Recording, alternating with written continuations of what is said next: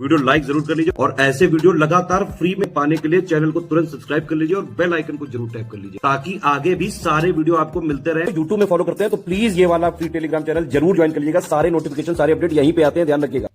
नमस्कार दोस्तों, स्वागत है आप सभी का ऑनलाइन एग्जाम प्रिपरेशन पर which is a part of history for civil services.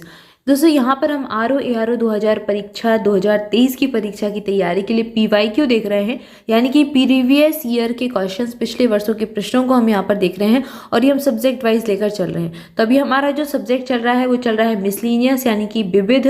तो विविध के प्रश्नों को देख रहे हैं, कुछ प्रश्न देख भी चुके हैं, ये 3rd नंबर का पार्ट है। हमने लगभग 49 प्रश्न कंप्लीट कर लिए हैं। अब इसके आगे के प्रश्नों को आज देखेंगे। तो चलिए स्टार्ट करते हैं। सबसे पहला प्रश्न दिया गया है, निम्नलिखित में से कौन परमवीर चक्र विजेता नहीं है।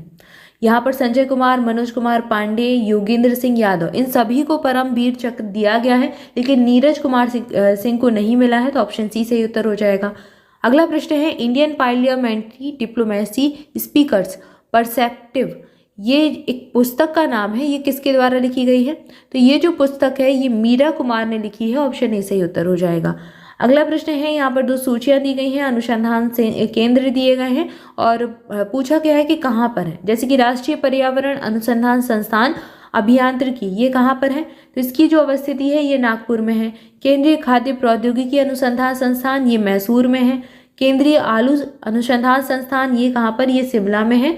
और केंद्रीय तंबाकू अनुसंधान संस्थान राजमुंद्री में है, आंध्र प्रदेश। तो ये आपको सही मिलाना कर लेंगे। और ऐसे ही प्रश्न हर बार एग्जाम में पूछे जाते हैं, इसलिए अनुसंधान केंद्र वाला अभी एक जो ऑनलाइन एग्जाम प्रिपरेशन पर आगे आपको मिलेगा वीडियो, पूरा एक सारे एक साथ संस्थान और केंद्र, अनुसंधान केंद्र जो है वो आपको उसमें पढ़ा देंगे, तो उसको जरूर देख लें। अगला तथ्य दिया गया है, निम्नलिखित में से कौन सी बहुउद्देशीय संस्थाएं भारत में कार्यरत हैं। Hindustan lever limited, Samsung corporation, Guest Keen and Williams pharma और LG भारत की पूछी गई है कि भारत में कार्यरत है। तो अभी भारत में सैमसंग कॉरपोरेशन कार्यरत है और LG कार्यरत है, बाकी ये दोनों भारत में कार्यरत नहीं है। तो ऑप्शन बी सही उत्तर हो जाएगा। अगला प्रश्न देखते हैं। अगला प्रश्न है, निम्नलिखित में से किसने पॉलिटिक्स इन इंडिया पुस्तक लिखी है।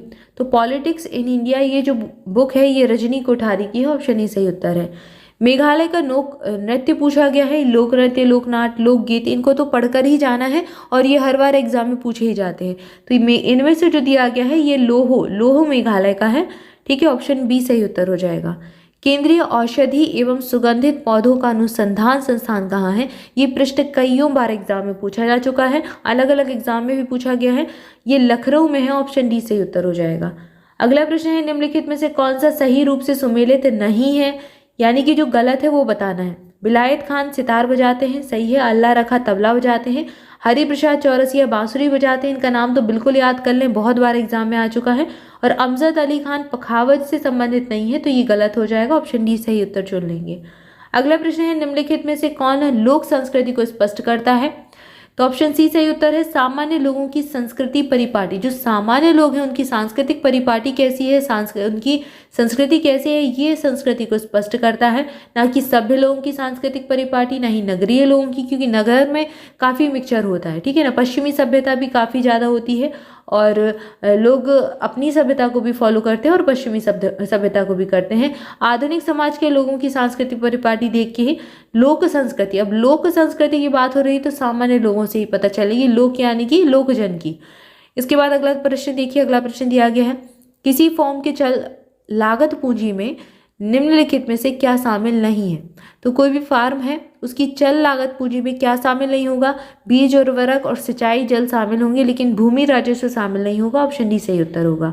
विनिमय साध्य विलेख अधिनियम कब प्रभावकारी हुआ। ये 1882 का है, 1882 का है।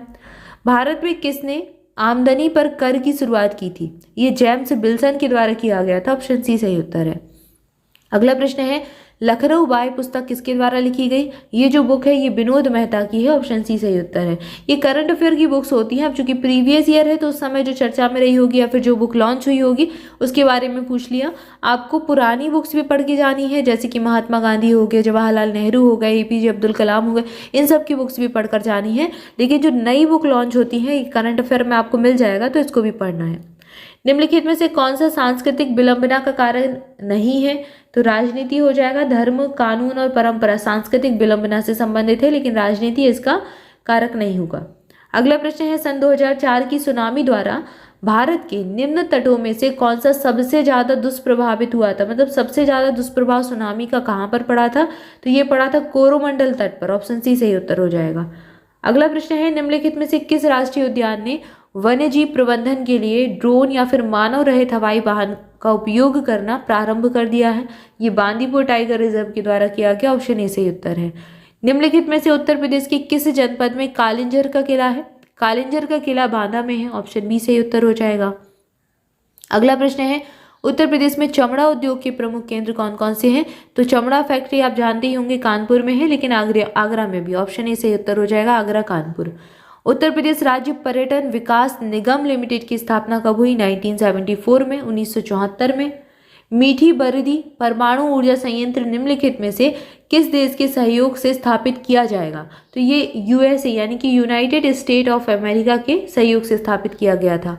अगला प्रश्न है, निम्नलिखित में से किस एक देश की यात्रा उत्तर प्रदेश के मुख्यमंत्री द्वारा राज्य में विदेश पूंजी निवेश आकर्षित करने के उद्देश्य से सितंबर 2014 में की गई थी? उस समय जैसे एग्जाम जो हो रहे थे ना, जब ये सरकार आई थी, भाजपा सरकार आई थी, तो उस समय पूछे जाते थे। मोदी जी के बारे में कई बार पूछा गया कि भारत के जो प्रधानमंत्री हैं इन्होंने हाल ही में किस देश की यात्रा की है और किस संबंध में की है, ऐसे प्रश्न पूछ लिए जाते हैं।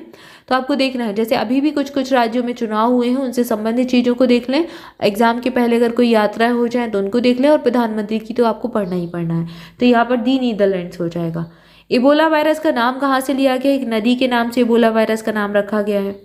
उत्तर प्रदेश में कितने विधानसभा क्षेत्रों में सितंबर 2014 में उपचुनाव संपन्न हुए थे? 11 में हुए थे उस समय। अभी लेटेस्ट वाले जो चुनाव वगैरह हैं उनके बारे में पढ़ना है। प्रधानमंत्री श्रम पुरस्कार प्रदान किए जाते हैं किसके लिए? केंद्र और राज्य के सार्वजनिक उद्यम और निजी क्षेत्र के चयनित विनिर्माण इकाइयों में जो कार्यरत कर्मचारी होते हैं, जो एम्प्लॉयज होते हैं, उनको ये पुरस्कार दिया जाता है, श्रम पुरस्कार। निम्नलिखित में से कौन सी पुस्तक खुशवंत सिंह के द्वारा मार्च 2014 में दिवंगत हुए लिखी गई थी? तो ये एक बुक थी, the good, the bad and the ridiculous. ये पुस्तक खुशवंत सिंह की थी। ऑप्शन डी सही उत्तर हो जाएगा। अगला प्रश्न है, कौन सा गलत युग में है ये बताना है। तो कन्नौज में इत्र और तेल का केंद्र है। मिर्जापुर कालीन के लिए प्रसिद्ध है। ये वन डिस्ट्रिक्ट वन प्रोडक्ट में ओडी ओपी में भी आता है। हर एक डिस्ट्रिक्ट का एक प्रोडक्ट चुना गया है जिसको प्रमोट करना है। तो कन्नौज इत्र और तेल के लिए, मिर्जापुर कालीन के लिए, मुरादाबाद पीतल के बर्तन के लिए, आगरा चाकू और केची के लिए नहीं है। ऑप्शन डी सही उत्तर हो जाएगा। ये आपका वन डिस्ट्रिक्ट वन प्रोडक्ट का भी एक बार करवा देंगे, यूपीजी के जब पढ़ेंगे तो उसमें सारा कुछ एक साथ बता देंगे, तो आपको ये क्लियर हो जाएंगी चीज़ें। उत्तर प्रदेश में केंद्रीय विश्वविद्यालय की संख्या कितनी है? सेंट्रल यूनिवर्सिटीज़ कितनी हैं? तो ये बी हो जाएगा, 4 यूनिवर्सिटी हैं। अगला तथ्य दिया गया, अगला प्रश्न दिया गया यहाँ पर नृत्य से संबंधित है और कौन सा किस राज्य का है? तो शास्त्रीय नृत्य है, याद ही होंगे आपको, जैसे कुचिपुड़ी आंध्र प्रदेश का है, और भरतनाट्यम ये आपका हो जाएगा तमिलनाडु का ही है, कथक आपका उत्तर प्रदेश का है, और कुचिपुड़ी आंध्र प्रदेश हो गया, मोहिनीअट्टम केरल का है। ये इसका मिलान कर लेंगे। उत्तर प्रदेश में प्रथम दुग्ध सहकारी समिति की स्थापना कब हुई थी? कहाँ पर हुई थी? तो ये इलाहाबाद में स्थापित की गई थी। निम्नलिखित में से कौन उत्तर प्रदेश के मुख्यमंत्री नहीं रहे हैं? गोविंद बल्लभ पंत रह चुके हैं, टीएन सिंह रह चुके हैं, राम नरेश यादव भी रहे हैं, लेकिन नित्यानंद स्वामी नहीं रहे। तो ऑप्शन सी सही उत्तर हो जाएगा। ठीक है, तो यहाँ पर हमने 79 प्रश्न कंप्लीट कर लिए। इसके आगे के प्रश्नों को अगली वीडियो में देखेंगे। तब तक के लिए आपसे भी चैनल के साथ जुड़े रहें। चैनल को सब्सक्राइब जरूर कर देना, वीडियो को लाइक भी कर देना। स्टडी फॉर सिविल सर्विसेज के पेड बैचेस से जुड़ना चाहते हैं तो डिस्क्रिप्शन को फॉलो कर सकते हैं, कॉन्टैक्ट नंबर दिए गए, कॉल करके इन्फॉर्मेशन ले सकते हैं। और दोस्तों, अगर आप ऑफलाइन या फिर ऑनलाइन टेस्ट सीरीज ज्वाइन करना चाहते हैं आरओ एग्जाम के लिए, तो ज्वाइन कर सकते हैं। जी हाँ, बिल्कुल, अब स्टडी फॉर सिविल सर्विसेज की ऑफलाइन टेस्ट सीरीज भी अवेलेबल है। 11 सेंटर रखे गए हैं पूरे यूपी में, जो कि पूरे यूपी को, पूरे उत्तर प्रदेश को कवर करते हैं। तो आप इनमें से किसी भी जगह रहते हैं या फिर कहीं आसपास रहते हैं तो इसको ज्वाइन कर सकते हैं। इसकी पूरी डिटेल आपको टेलीग्राम पर मिल जाएगी, लिंक आपको डिस्क्रिप्शन में दी गई है टेलीग्राम की, तो ज्वाइन कर लीजिए या फिर जाकर देख लीजिए। Thank you for watching this video. मिलेंगे नेक्स्ट वीडियो में। Thank you so much.